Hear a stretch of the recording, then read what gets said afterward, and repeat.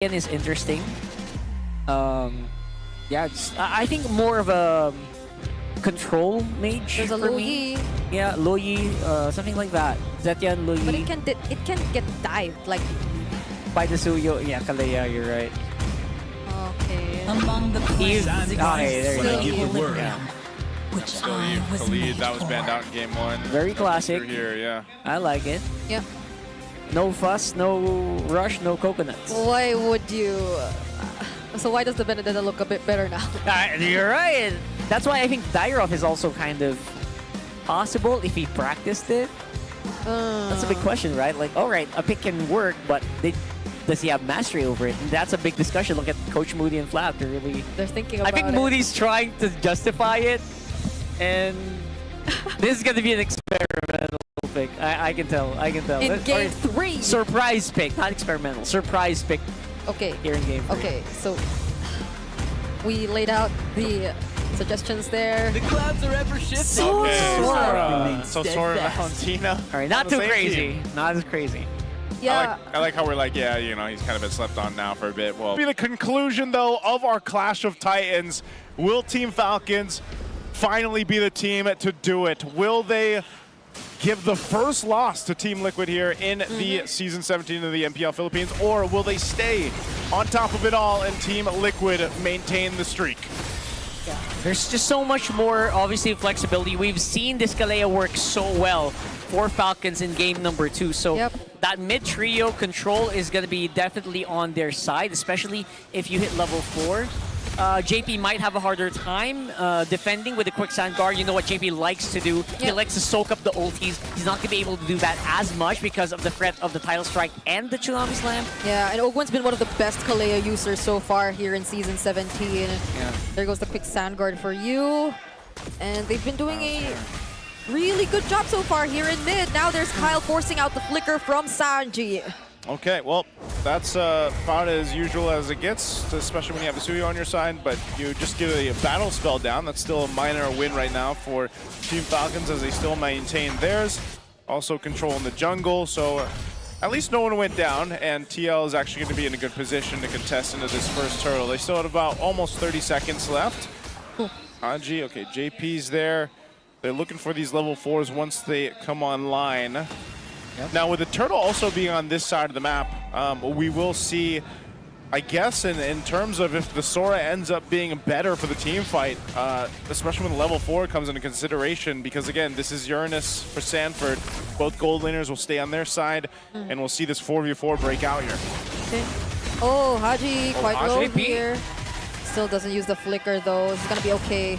He has enough for real world, but I don't know if he's going to be healthy enough to actually pull it off for long. Carl DZ also on the side. Sanji still not level 4 yet. Sanford does go in though. Kyle secures the objective, but in exchange for Ogwen. Flap though, finding Sanji in the back lines, forcing out a flicker from Sanford as well. Haji actually didn't take the real world. Yeah. He took Phantom Steed. Phantom Seed.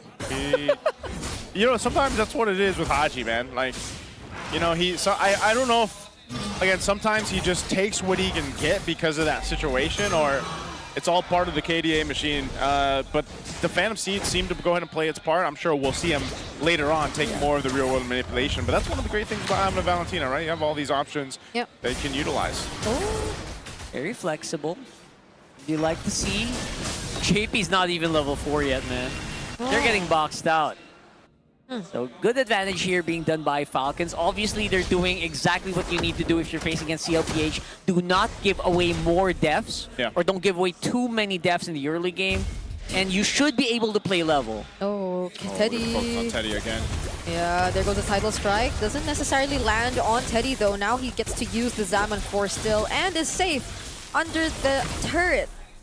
Okay, well, utilizing that Zaman Force, didn't even need to use the Purify. The Tidal Strike wasn't really where Ogwen wanted to land. So as long as Teddy stays steady, as he has throughout the majority of his matches for TLPH, he's going to be fine on the Harith here. But, you know, either way, the gold laners, they all come online at a certain point. Super Marco, like we've seen him do many times on the Claude, will go ahead and get there too. So it's up to TLPH's 4 other members to get control of this game, like we've seen them do in game 1. but ultimately stalemated out here so far in this early portion. Yeah, it should be easier for Teddy to stay steady in this game, honestly. Because as a Harif, if they try to dive on you, throw out that Zaman Force, people are gonna run scared, right? Yeah, you're good. So yeah, he's gonna have more capabilities to do that. Maybe that's why he's 100% win rate on this hero right now. Yeah. But there are ways around it. I think there is still a decent amount of possible crowd control chaining from Falcons if, you know, if Haji takes the right skill. Yeah. We'll see that here. Maybe he can take a Raging Sandstorm. Okay, let's see what he gets. He still hasn't picked up an ultimate. Kyle with the Sky Piercer pickup as well early on. Liquid are somewhat in control so far, but Ogwen, though, actually gets to choose a target now. It's going to be JP, Flap 2 trying to go in from the back lines. He tries to go for a pickoff, but he's forced to flicker out instead. JP gets taken down first in exchange for Flap. Super Marco 2 already using the Blazing Duet, and Haji might come next. He stole the Phantom Steed, but Falcons and Liquid are still fighting for this turtle. Oh, that just seemed like not a fight that either team wanted to take, but it's still going. Okay, Sanford trying to zone, but Kyle still wins out the Retry battle. Kyle's been on point. He's been so on point. Haji on the Leomord cosplay once again. I am so curious to know why that's the case here. Yeah. Is it having more impact compared to a real world? That's what. Okay. Sanford has to get away from this. His ultimate will be okay. Consecration should be fine. Yeah, I guess it's Haji through the Phantom Steed is able to support like Flap a bit more, because it's just mostly Flap doing the zoning. Oh, speaking of Flap though, he gets pushed back now, trying to get taken out by Liquid, but he's still alive! Carl TZ has to run away, loses the Phantom Steed, Haji steals it, and now he gets taken down. Third time's a charm. Team Falcons takes a kill, takes a turret. They get the Purifier out from Teddy up top. Team Falcons, man, they're flying in this game 3. That's right. And in the case of Haji, he's stampeding. He's galloping. Yeah, he turned from an eagle to a horse. To a horse. You know, there should be like a mechanic where if Haji casts a Phantom Steed, the Carl Thesis should be able to catch it. That's... Because it's also a horse. Think about it. Come on, think about it, Moonton. Think about it. But you know what? That's why Valentina is literally IMU, so... Barbiel doesn't know the difference. Barbiel doesn't know the difference. He is him. Yep. I'm happy to see this kind of change or shift in the way that we use a Valentina. Yeah. It's so boring to always just get one mage skill. It's very predictable. Right now, what Haji's doing, I would not be able to predict this. It feels like Falcons actually have 2 XP laners.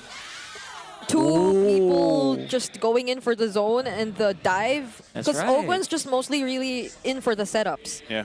So it's not the typical lineup where you have like a mage to do mage things to set up that box. It's a different kind of, or a different way of setting up a box. Yeah, it might also just be one of those things where that's what he's doing at this portion of the game, then maybe changes it later. But the fight for this last turtle breaks out. They want to go ahead and fight it. Can they fight it? Though Kyle denying, or Flap actually denying entry. Look at the Blazing Duet coming in from Marco as well. JP and Carlteezy receiving a brunt of the damage. And Carlteezy is the first to fall. Ogwen trying to go for the zone, but that's all it took.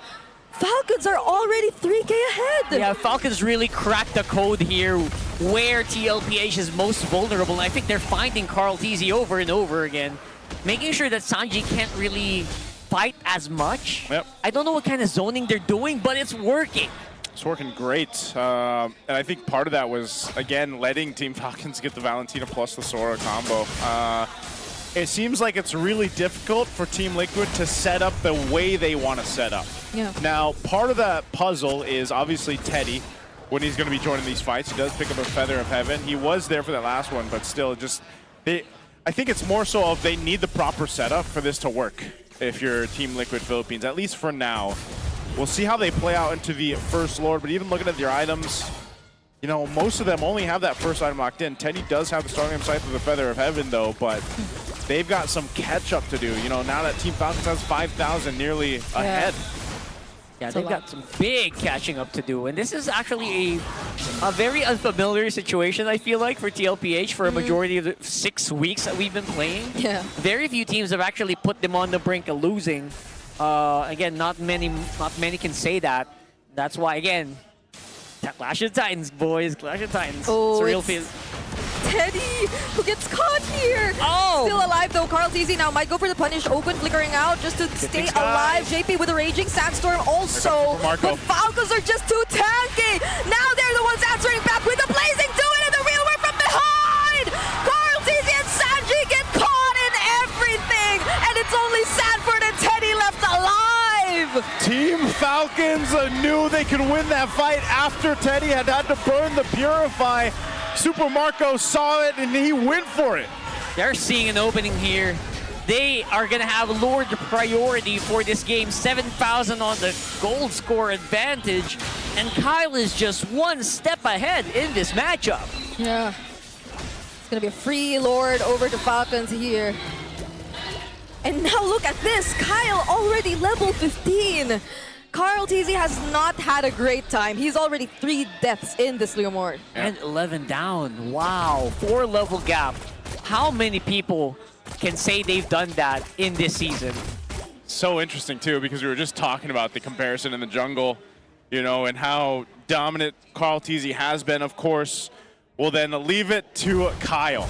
Not Kyle TZ anymore, Kyle, to go ahead and give Carl TZ a run for his money in Game 3. Absolutely just value everywhere across the map here for Team Falcons, with this Lord making its way down mid.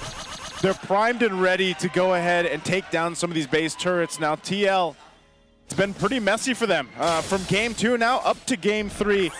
Can they stay in this with a 10,000 gold deficit, or will they lose all their base turrets here? Team Falcons jumps in. Oh, he does. He goes for JP, who has the quick sand guard, though he might be still alive, but Kyle says no. He finishes off the kill. Ogun will be the trade, but Super Marco with the blazing do it alongside Kyle. It's only Carl TZ left and Sanford all alone. There's a Lord still in the base, but they want the kill. He wants the savage, and they will go for the chase as it's only Haji standing in front of the base, putting an end to the win streak of TLPH. And just like